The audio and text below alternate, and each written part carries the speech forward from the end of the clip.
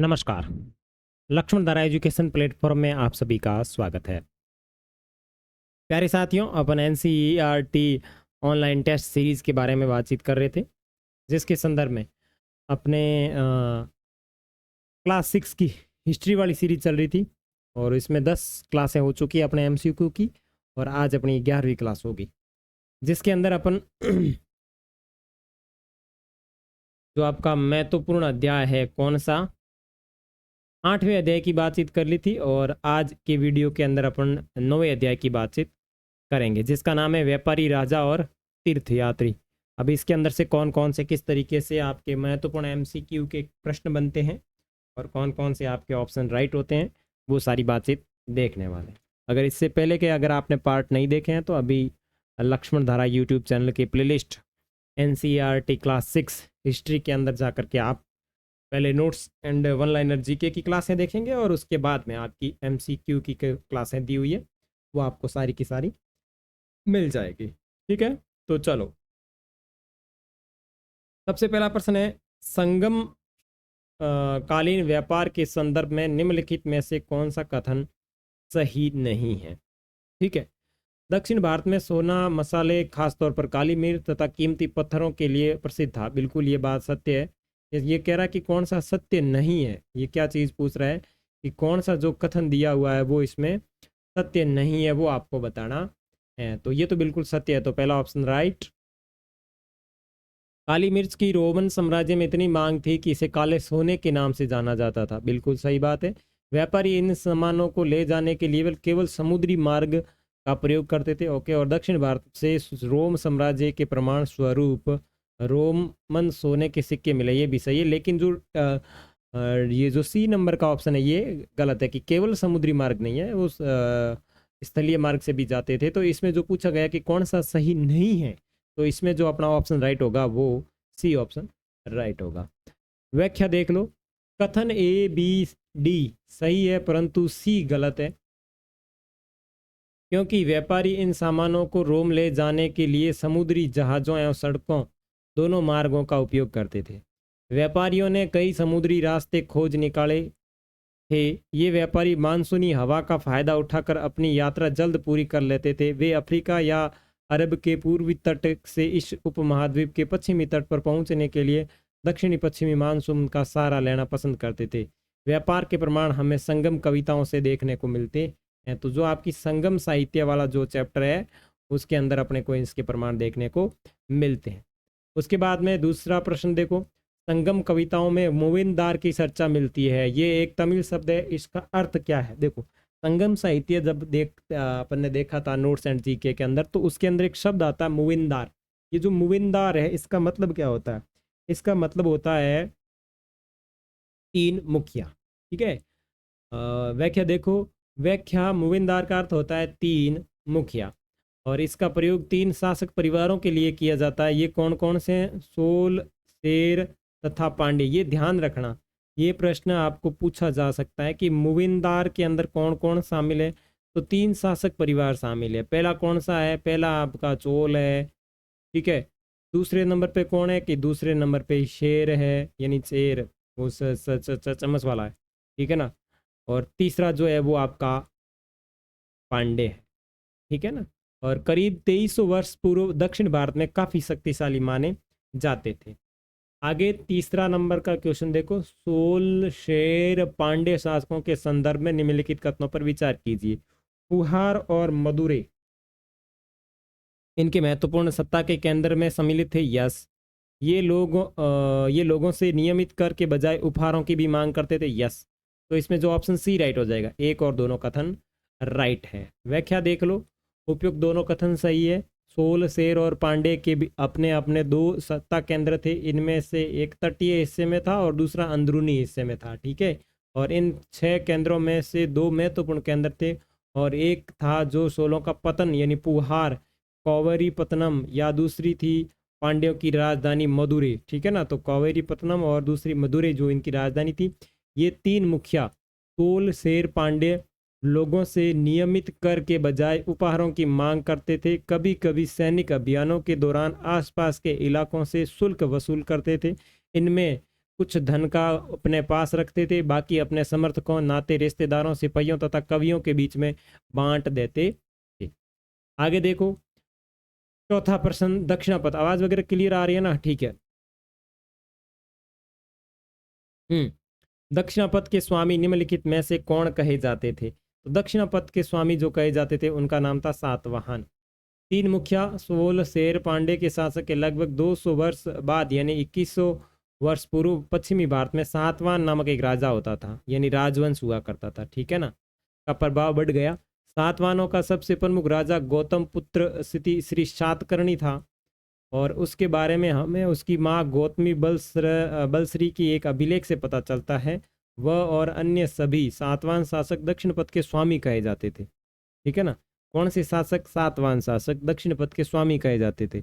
दक्षिण पथ का अर्थ है, शाब्दिक अर्थ है कि दक्षिण की ओर जाने वाला रास्ता, और पूरे क्षेत्र के लिए यही नाम प्रचलित था कि भाई दक्षिण की तरफ जाना है तो आपको दक्षिण पथ के स्वामी से आपको परमिशन लेनी पड़ेगी। बस वही मामला कि भाई हमारे खेत मोकर जाए तो तने मोहाऊ परमिशन लेनी पड़े, यूं ही जान को दे।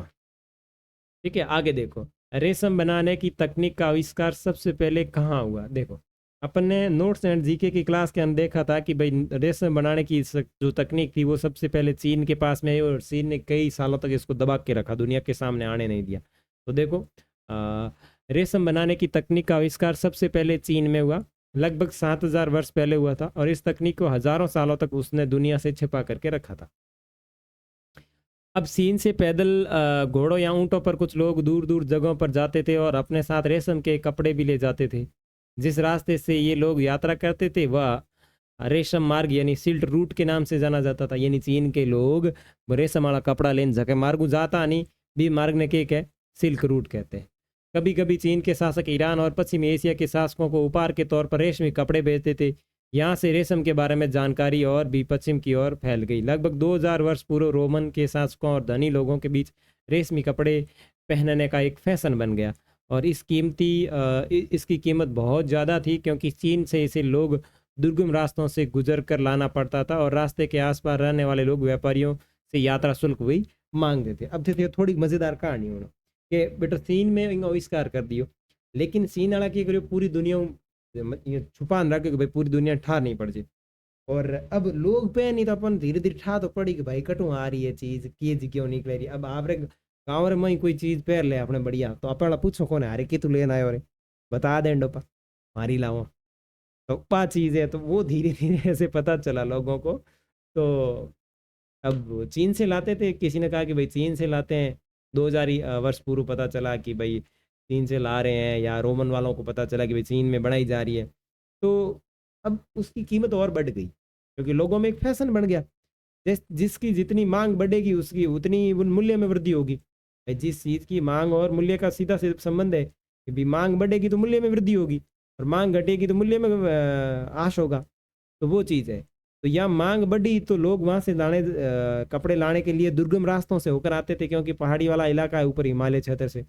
तो आसपास के गांव के जो लोग रहते थे ना, वो भी उनके ऊपर टैक्स टेकना शुरू कर दिया कि भाई आप हमारे रास्ते से होकर के लेके जा रहे हो, इससे अच्छा है कि आप यहाँ से निकलोगे तो आपको हमारे को यात्रा शुल्क देना पड़ेगा, ठीक है ना। तो इसलिए उस जमाने में इसकी मांग ज़्यादा बढ़ गई थी। आगे देखो कथन और कारण दिए हुए हैं प्रश्न संख्या 6 के अंदर। कुछ शासक रेशम मार्ग के बड़े हिस्सों पर अपना नियंत्रण चाहते थे। अब बताओ क्यों चाहते थे? रेशम मार्ग पर यात्रा कर रहे व्यापारियों से उस क्षेत्र में शासकों को कर शुल्क तथा तोहफे प्राप्त होते थे। बिल्कुल, जो कि इसका आंसर आपने अभी जो इसके अंदर पढ़ी थी ना चीजें, उसके अंदर ही दिया हुआ है, जो अपन ने ऊपर व्याख्या दी हुई ना उसके अंदर ही इसका आंसर है। तो कथन ए और आर दोनों सही हैं, और आर ए का सही स्पष्टीकरण है, ठीक है। चलो, तो इसकी व्याख्या पढ़ने की जरूरत ही नहीं है। आगे देखो, कुषाणों के संदर्भ में निम्नलिखित कथनों में से कौन सा कथन जो है वो सही नहीं है? यहाँ पे कथन दिए हुए, इसमें से कौन सा कथन है जो सही नहीं है? देखो, सिल्क रूट पर नियंत्रण रखने वाले शासकों में सबसे प्रसिद्ध शासक कुषाण थे, यस। पेशावर और मथुरा इनके दो मुख्य शक्तिशाली केंद्र थे, यस। इनके शासनकाल में ही सिल्क रूट की एक शाखा मध्य एशिया से होकर नील नदी के मुहाने के पत्तनों तक जाती थी, नॉट। It's wrong answer. इसका मतलब अपना ऑप्शन है वो सी ऑप्शन राइट हो जाएगा, ठीक है। देखो, कथन ए बी सी डी सही है, परंतु सी जो है वो गलत है। ए बी और कथन कथन ए बी डी सही है, परंतु सी गलत है। लगभग 2000 वर्ष पूर्व मध्य एशिया तथा पश्चिमोत्तर भारत पर कुषाणों का शासन था। तक्षशिला भी इनके राज्य का हिस्सा था। इनके शासनकाल में सिल्क रूट की एक शाखा मध्य एशिया से होकर सिंधु नदी के मुहाने जाती थी, ना कि नील नदी के मुहाने। देखो चीजें छोटी छोटी होती है लेकिन होती बड़ी घातक है।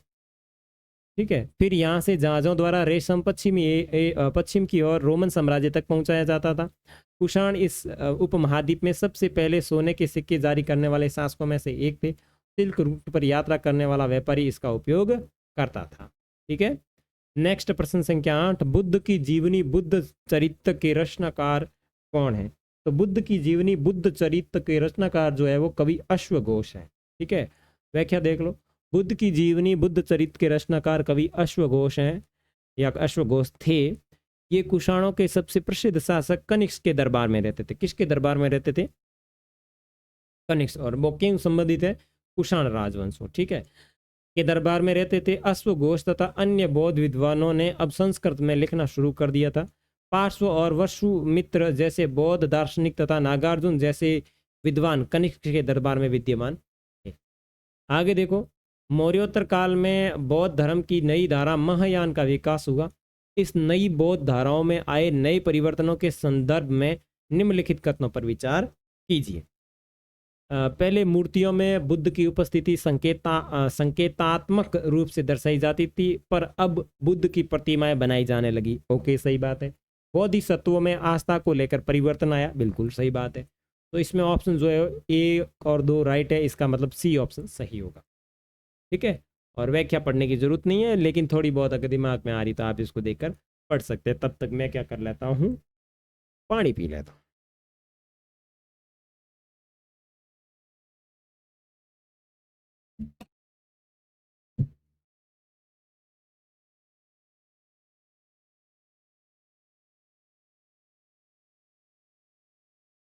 ओके, प्रश्न संख्या 10 देखो। बौद्ध धर्म के प्रचार के संदर्भ में निम्नलिखित कथनों पर विचार कीजिए। बौद्ध धर्म दक्षिण पूर्व की ओर श्रीलंका, म्यांमार, थाईलैंड, इंडोनेशिया सहित दक्षिण पूर्व एशिया के अन्य भागों में फैला हुआ था। यस, बिल्कुल सही बात है। इन क्षेत्रों में थेरवाद नामक बौद्ध धर्म का आरंभिक रूप कहीं अधिक प्रचलित था। बिल्कुल सही बात है, सी ऑप्शन राइट है। देखो, हाँ, एक चीज ये विचार में आएगा नहीं आएगा भाई, महात्मा बुद्ध ने अपने भारत में ज्ञान की प्राप्ति की, लेकिन अपने भारत की बात करो तो भारत में बुद्ध धर्म का अनुयायी कम है भाई। जितने अपन लोग हैं, आप अपने आसपास के क्षेत्र में देखिए कि बौद्ध धर्म के बताए हुए रास्ते पे कौन चल रहा है?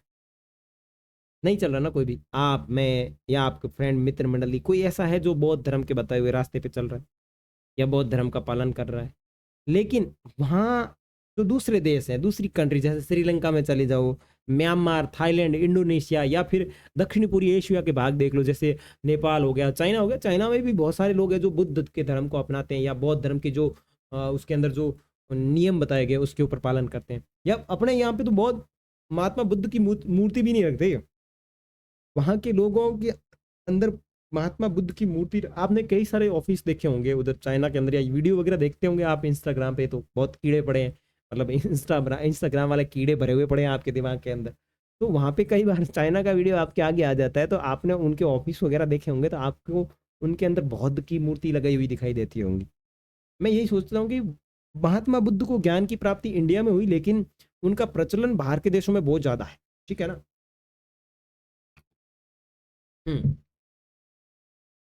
आगे देखो, उपयुक्त दोनों कथन सत्य हैं। बौद्ध धर्म का प्रचार दक्षिण पूर्व Asia, Sri Lanka, Myanmar, Thailand, Indonesia, इसके अन्य भागों में हुआ है।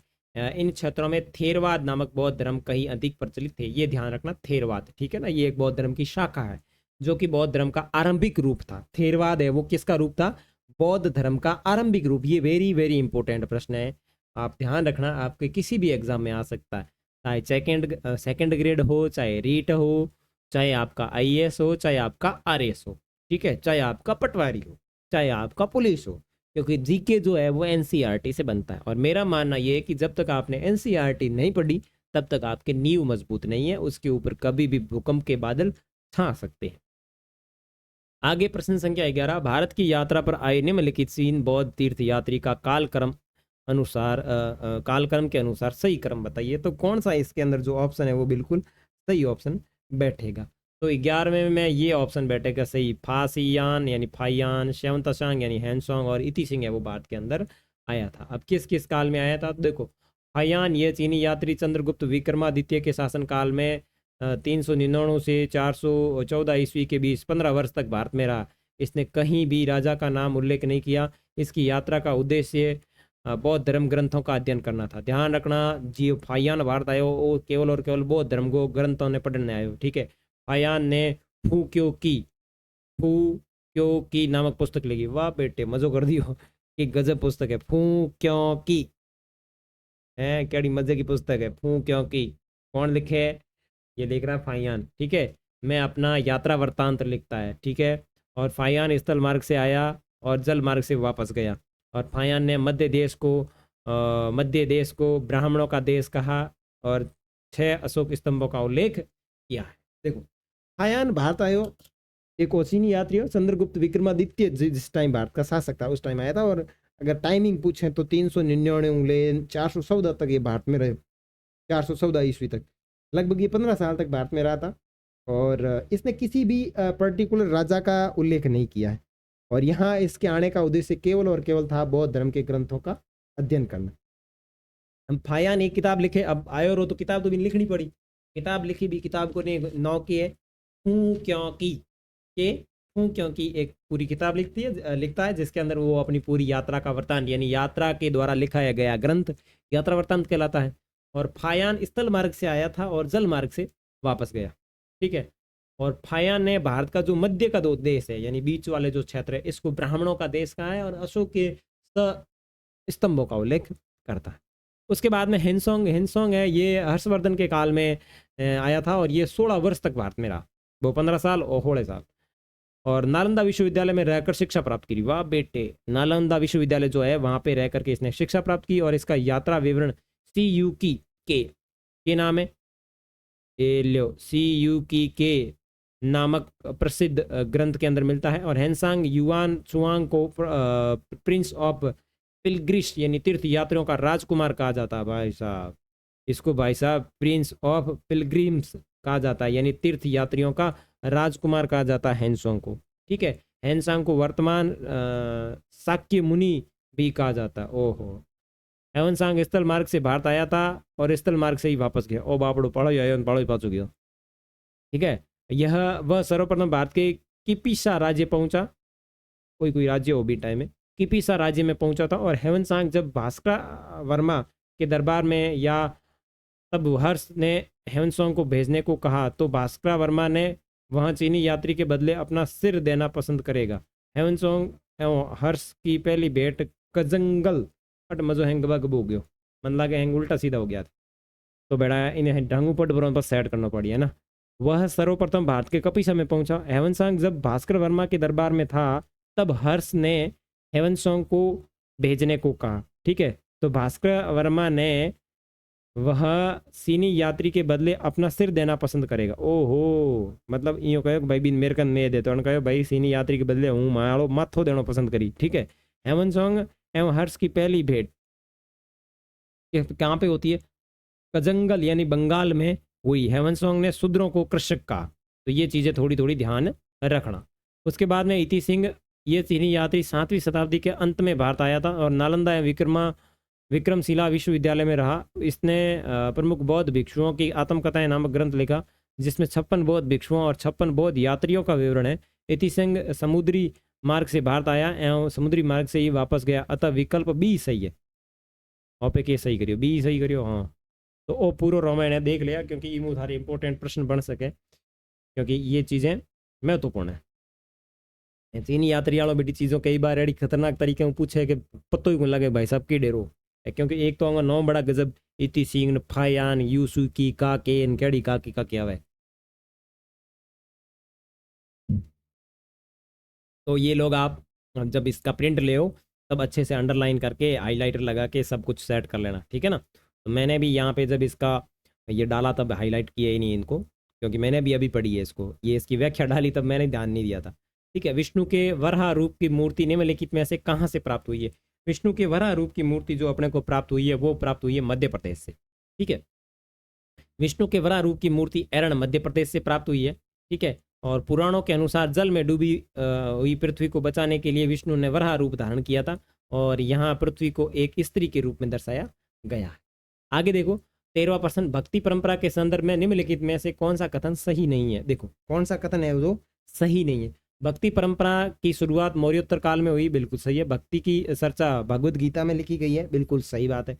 भक्ति मार्गी आडंबर के साथ पूजा पाठ पर जोर देते हैं, नहीं, ये बात है वो सही नहीं है। ठीक है, भक्ति मार्गी मानते हैं कि उनके आराध्य देवी या देवता मानव, सिंह, पेड़ या अन्य किसी भी रूप में हो सकते हैं। यस, ठीक है, तो इसके संदर्भ में ये भक्ति वाला मैटर है, बहुत ज़्यादा लंबा चौड़ा दिया हुआ है व्याख्या, तो आप आराम से इसको मैं पढ़ सकते हैं। मैं थोड़ी देर स्क्रीन पे रख लेता हूँ।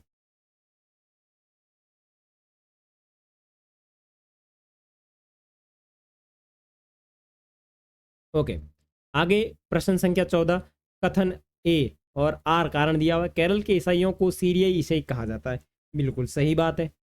और केरल के ईसाई संभवतः पश्चिमी एशिया से आए थे, इसीलिए इसको सीरियाई ईसाई कहते हैं। तो बिल्कुल बिल्कुल ए नंबर राइट हो जाएगा। कथन और कारण दोनों सत्य है और सही स्पष्टीकरण है आर, तो बिल्कुल सही बात है। लगभग 2000 वर्ष पूर्व पश्चिमी एशिया में ईसाई धर्म का उदय हुआ। ईसाई धर्म के प्रवर्तक ईसा मसीह का जन्म बेथलेहम में हुआ, जो रोमन साम्राज्य का एक हिस्सा था। उन्होंने स्वयं को संसार का उद्धारक बताया। ठीक है, और ईसा मसीह के उपदेश धीरे धीरे पश्चिमी एशिया, अफ्रीका तथा यूरोप में फैल गए। ईसा मसीह के मृत्यु के 100 सालों के अंदर ही भारतीय उपमहाद्वीप के पश्चिमी तट पर पहले ईसाई धर्म प्रचारक पश्चिमी एशिया से आए थे।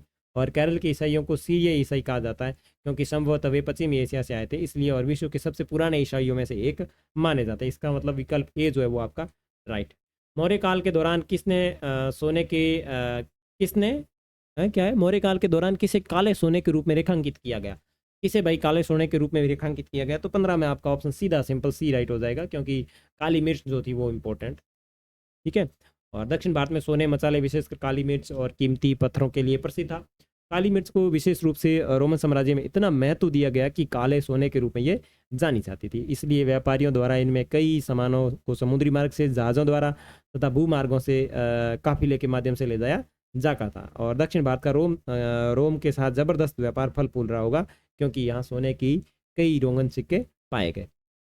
आगे मूवेंदर के बारे में निम्नलिखित कथनों पर विचार कीजिए। संगम कविताओं में मूवेंदर के बारे में उल्लेख है, और दूसरा ऑप्शन है, दूसरा देखो ये मैंने साथ में कर लिया, देखो ये और ये कथन है। ठीक है ना, तमिल में मूवेंदरों का अर्थ 3 शासक परिवार सोल, सेर और पांडे, जो कि दक्षिण भारत में बहुत ही शक्तिशाली थी। तो 16वें प्रश्न के अंदर जो अपना ऑप्शन है वो राइट सी हो जाएगा, क्योंकि दोनों 1 और 2 इसमें देखो 1 और दोनों ऑप्शन राइट है। ठीक है ना, और व्याख्या आप यहाँ से पढ़ सकते हैं, क्योंकि इसके बारे में अपन जानकारी पहले के प्रश्न की व्याख्या के अंदर कर चुके हैं। आगे देखो 17वें नंबर का प्रश्न। 17वां प्रश्न क्या कह रहा है कि पुहार पांड्यों का बंदरगाह था और मुदेर सोलों का बंदरगाह था। तो इसमें दोनों ऑप्शन राइट नहीं है, बिल्कुल उल्टे सुल्टे दे रखे हैं, इसका मतलब ये गलत है। सोल, शेर, पांडे के पास सत्ता के 2 केंद्र थे, एक तो अंतर्देशीय और एक था तटीय। ठीक है, और इन 6 नगरों में से 2 शक्तिशाली थे, एक तो था पुहार और एक था कोविरीपट्टनम। ये सोलों का बंदरगाह था और मुंदेर पांड्यों की राजधानी थी। ठीक है, आगे 18वें नंबर का क्वेश्चन देखो। 18वां क्वेश्चन क्या कह रहा है कि सातवां शासकों के संबंध में निम्नलिखित कथनों पर विचार कीजिए। वे भारत के पश्चिम भाग में शक्तिशाली थे। यस। सबसे महत्वपूर्ण शासक गौतमीपुत्र सातकर्णी था। यस। गौतमीपुत्र सातकर्णी को दक्षिण पथ का स्वामी के रूप में जाना जाता था। यस। ठीक है, तो इसका मतलब ऑप्शन डी जो है इसका राइट है। सातवानों के रूप में जाना जाने वाला एक राजवंश पश्चिमी भारत में शक्तिशाली हो गया था। सातवान का सबसे महत्वपूर्ण शासक गौतमीपुत्र श्री सातकर्णी था, और हम उसके बारे में उसकी माँ गौतमी बाल श्री की ओर से रचित एक शिलालेख से जानते। सिल्क रूट के संबंध में निम्नलिखित कथनों पर विचार कीजिए। रेशम मार्ग को नियंत्रित करने वाले शासकों में कुषाण सबसे प्रसिद्ध थे। बिल्कुल सही बात। ठीक है, और कुषाण शासकों के दौरान सिंधु नदी तक रेशम मार्ग का विस्तार किया गया। यस, बिल्कुल सही बात। और रेशम मार्ग के आसपास के व्यापारी कुषाण शासकों के सोने के सिक्कों का उपयोग करते थे। बिल्कुल। अब देखो ये बात ये सही है, इसके अंदर ऑप्शन डी राइट है, यानी सभी कथन सत्य है। देखो जो रेशम यानी जो शुल्क या क्या हम बोलते हैं इसको, सिल्क रूट जो था, इसके ऊपर कुषाणों ने अधिकार जमा रखा था, और कुषाणों ने यहाँ पे व्यवस्था बना रखी थी कि यहाँ से जितने भी लोग निकलेंगे वो हमारे को यात्रा शुल्क के बदले सोने के सिक्के देंगे या सोने के सिक्के का उपयोग करेंगे। ठीक है, आगे देखो, कुषाण शासन कनिष्क के बारे में निम्नलिखित कथनों पर विचार कीजिए। उन्होंने एक बौद्ध परिषद का आयोजन किया था। क्या उन्होंने बौद्ध परिषद का आयोजन किया था? यस यस, बिल्कुल सही बात है, यस किया था। और अश्वघोष उनके दरबार में रहते थे। नीचे दिए गए कोड में से चयन कीजिए, तो चयन करेंगे अपन सी ऑप्शन को, यानी इसका अंदर जो आपका ऑप्शन है वो सी ऑप्शन राइट होगा। सबसे प्रसिद्ध कुषाण शासक कनिष्क था, जिसने लगभग 1900 साल पहले शासन किया था। उन्होंने एक बौद्ध परिषद का आयोजन किया, जहां विद्वान आपस में मिलते थे और महत्वपूर्ण विषयों पर चर्चा करते थे। बुद्ध चरित्र लिखने वाले कवि अश्वघोष ने बुद्ध की जीवनी की रचना की। अश्वघोष कनिष्क के दरबार में रहते थे और अश्वघोष और अन्य बौद्ध विद्वानों ने अब तक संस्कृत में लिखना शुरू कर दिया था। 21वां प्रश्न देखो, मौर्य काल के बाद बौद्ध धर्म का एक नया स्वरूप विकसित हुआ, निम्नलिखित कथनों पर विचार कीजिए। तो 21वें प्रश्न में क्या है? हीनयान बौद्ध धर्म की इस अवधि के दौरान विकसित हुई नहीं। बुद्ध की मूर्तियां बनाई गई, बिल्कुल सही है। तो केवल बी ऑप्शन राइट हो जाएगा इसके अंदर। बी ऑप्शन जो है वो एक केवल है और केवल बी राइट हो जाएगा। देखो, बौद्ध धर्म का एक नया स्वरूप जिसे महायान बौद्ध धर्म कहा जाता है, इस दरमियान विकसित हुआ था। ठीक है, इससे पहले कुछ संकेतों का उपयोग करते हुए बुद्ध की उपस्थिति को मूर्ति कला में दिखाया गया। उदाहरण के लिए आत्मज्ञान की प्राप्ति पीपल के पेड़ के नीचे दिखाया जाता था। अब बुद्ध की मूर्तियां बनाई जाने लगी। इसमें से अनेक मूर्तियां जो मथुरा बनाई जाने लगी, जबकि अन्य के अंदर देखें तो तक्षशिला था। ठीक है, बोधिसत्व के बारे में निम्नलिखित कथनों पर विचार कीजिए। तो 22वां प्रश्न है। 22वें के अंदर देखो, आत्मज्ञान प्राप्त करने के बाद वे पूर्ण अलगाव में रहते हैं और शांति में ध्यान रखते हैं, बिल्कुल सही बात है। और बोधिसत्व की पूजा दक्षिण पूर्व में श्रीलंका, म्यांमार, थाईलैंड और इंडोनेशिया के दक्षिण पूर्व एशिया के हिस्सों में की जानी लोकप्रिय हुई। तो पहला और दूसरा ऑप्शन बिल्कुल सही है, तो इसके अंदर आपका जो ऑप्शन राइट है वो सी ऑप्शन राइट हो जाएगा। ठीक है, और ये आप व्याख्या देख सकते हैं। उसके बाद में निम्नलिखित कथनों पर विचार कीजिए। हेवन सॉन्ग इतिसिंग फायान उपयुक्त ऐतिहासिक चीनी यात्रों को क्रमिक रूप में व्यवस्थित कीजिए। अरे डोपो, अभी पढ़ा अपन ने। तो पहले नंबर पे कौन आएगा? हयान। दूसरे नंबर पे कौन आएगा? हे इतिसिंग। तीसरे नंबर पे कौन आएगा? Heaven song. पहला, एक मिनट, यानी ये आएगा। पहले आया था कौन? पहले फायान आया था। फायान के बाद में कौन आया था? इति सिंह आया था। इति सिंह के बाद में हेवन सॉन्ग आया था। क्या ये बात सत्य है? मेरे को गड़बड़ क्यों लग रहा है कि पहले फायान आया था, फिर हेवन सॉन्ग आया था, फिर इति सिंह आया था। कौन सा पर्सन है? 23वां पर्सन है। 23 में ये राइट है। देखते हैं, व्याख्या में देखते हैं। बाद में हेवन सॉन्ग आया था। हेवन सॉन्ग 14 साल पहले आया था। इसमें से सबसे प्रसिद्ध चीनी बौद्ध तीर्थयात्री फायान है, जो लगभग 1600 पहले आया था। और हेवन सॉन्ग जो लगभग 1400 साल पहले आया था। ठीक है, इति सिंह जो हेवन सॉन्ग के 50 साल बाद आया था। तो वे बुद्ध की जीवनी के साथ साथ मठों के दौरा किया करते थे। इनमें प्रत्येक यात्री ने अपनी यात्रा वर्णन किया। तो देखो, इनमें से सबसे प्रसिद्ध चीनी बौद्ध तीर्थयात्री फायान है, जो लगभग 1600 साल पहले आया था। ठीक है, और हेवन सॉन्ग जो लगभग 1400 साल पहले आया था। तो फायान पहले आएगा, फायान के बाद में हेवन सॉन्ग, और जो लगभग 1400 साल पहले हेवन सॉन्ग के लगभग 50 साल बाद आया था। तो 1 2 और 3 इस तरीके से है। पहले फायान, फिर हेवन सॉन्ग और फिर इति सिंह, इस तरीके से। ठीक है ना? तो व्याख्या में बिल्कुल सही दिया हुआ है। आगे देखो, चीनी यात्री हेवन सॉन्ग के बारे में निम्नलिखित कथनों पर विचार कीजिए। वह समुद्री मार्ग से चीन वापस चला गया। कौन? 24वां। 24वां प्रश्न देखो, वह समुद्री मार्ग से चीन वापस चला गया? नहीं। उसने प्रसिद्ध बौद्ध मठों की विक्रमाशिला आदि के बारे में बताया। नीचे दिए कोड का सही उपयोग कीजिए। देखो, हेवनसोंग जो चीनी यात्री था, भूमार्ग से वापस आया था और सोने चांदी चंदन की बनी बुद्ध की प्रतिमाएं 20 घोड़ों की पीठ पर लाद कर 600 से अधिक पांडुलिपियां ले गया, जिसकी नाव में बैठकर वह सिंधु नदी पार कर रहा था और उसे पलट जाने पर 50 से अधिक पांडुलिपियां हो गई थी। ठीक है, उसने अपना शेष जीवन पांडुलिपियों को संस्कृत से चीनी में भाषा में अनुवाद करने में बिताया। हेवनसोंग अन्य यात्रियों ने इस काल में सबसे प्रसिद्ध बौद्ध मठ नालंदा बिहार अध्ययन करने में समय बिताया। उसने नालंदा विश्वविद्यालय के बारे में विशुद्ध विवरण दिया है। आगे देखो, 25वां क्वेश्चन, भक्ति की अवधारणा के बारे में निम्नलिखित तत्वों पर विचार करें, जो मौर्य काल के बाद में विकसित होने लगी। भक्ति की धारणा भगवद गीता में मौजूद है, बिल्कुल सही बात है। तो शुरुआत में उच्च जाति के लोग भक्ति मार्ग का अनुसरण करते थे, ऐसा कोई प्रावधान है ही नहीं। तो ये आपके प्रश्न की अंतिम प्रश्न की जो है व्याख्या है। यही वह समय था जब कुछ देवताओं की पूजा जो बाद के हिंदू धर्म की एक केंद्रीय विशेषता बन गई, जो महत्व मिला। इनमें शिव विष्णु जैसे देवता और दुर्गा जैसी देवी शामिल है, और इन देवताओं की पूजा भक्ति के माध्यम से की जाती थी। और भक्ति एक ऐसी अवधारणा थी, इस समय बहुत लोकप्रिय हो गई थी, और भक्ति को सामान्य रूप से अपने चुने हुए देवता के प्रति किसी व्यक्ति के संपूर्ण रूप में समझा जाता है। कोई भी व्यक्ति, चाहे वह संपन्न हो या विपिन, कथित उच्च या निम्न जाति के व्यक्ति, पुरुष भक्ति मार्ग का अनुसरण कर सकते हैं। भक्ति की अवधारणा हिंदुओं की एक पवित्र पुस्तक भगवत गीता में मौजूद है, जो महाभारत का एक हिस्सा थी। ठीक है, तो ये थे आपके 9वें अध्याय से संबंधित महत्वपूर्ण MCQ के प्रश्न।